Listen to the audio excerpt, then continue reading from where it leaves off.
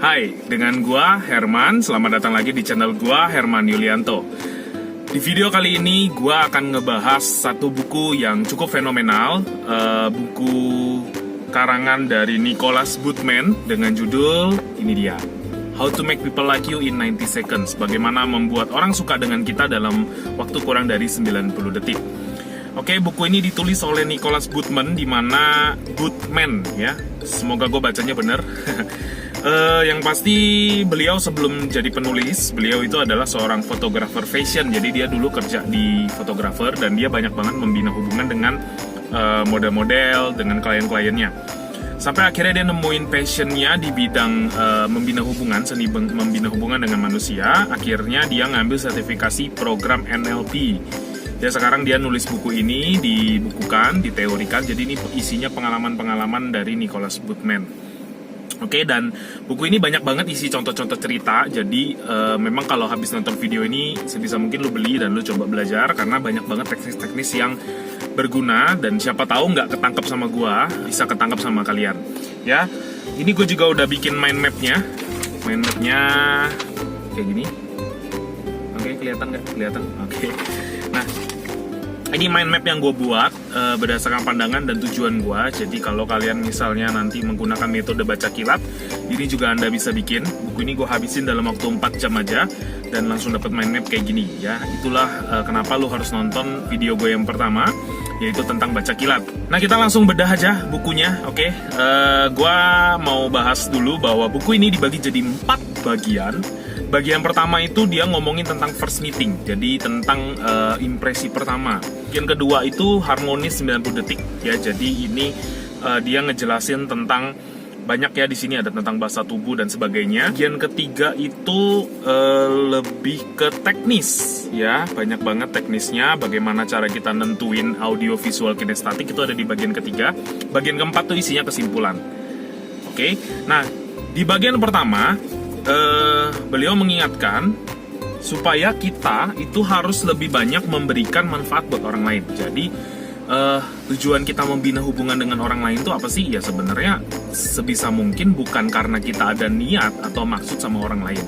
Jadi di bagian pertama di buku itu dikatakan kita harus beri manfaat sebanyak-banyaknya kepada orang lain. Oke, nah sebenarnya dengan kita punya banyak teman, menurut riset ya di buku itu dikatakan orang yang punya relasi luas atau punya banyak teman, mereka mengalami umur yang lebih panjang ya. Jadi pernah diteliti, teman-teman baca aja, lu bisa baca di bukunya. Kemudian tentunya dengan lu punya banyak teman, manfaatnya lu akan kerja sama, istilahnya lu dapet klien, lu dapet orang beli jasa lu, orang beli produk lu, itu karena ya kita banyak relasi. Kemudian lu akan menimbulkan rasa aman karena lu kayaknya ngerasa banyak kenal orang ya. Terus ya tentunya akan mendapatkan cinta ya, mungkin bukan cinta yang istri atau suami ya, tapi mungkin lebih ke kasih ya, lebih ke banyak teman, jadi kita bisa berbuat baik sama orang lain dan sebagainya. Kenapa kita harus membangun impresi dalam 30-90 detik?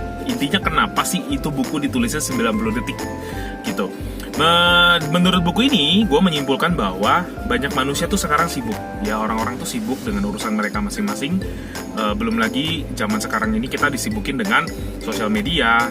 Itu membuat kita tuh jadi kurang bersosialisasi sama orang. Jadi even lu ketemu sama orang, lu cuman punya waktu 30-90 detik untuk ngebuat dia melihat impresi pertama kita baik ya. Jadi itu kenapa kita harus dalam 30-90 detik, karena kita harus mempertahankan hubungan ya. Jadi istilahnya kalau misalnya kita udah kenal sama orang ya, jangan cuman sekedar impresi aja gitu ya kan.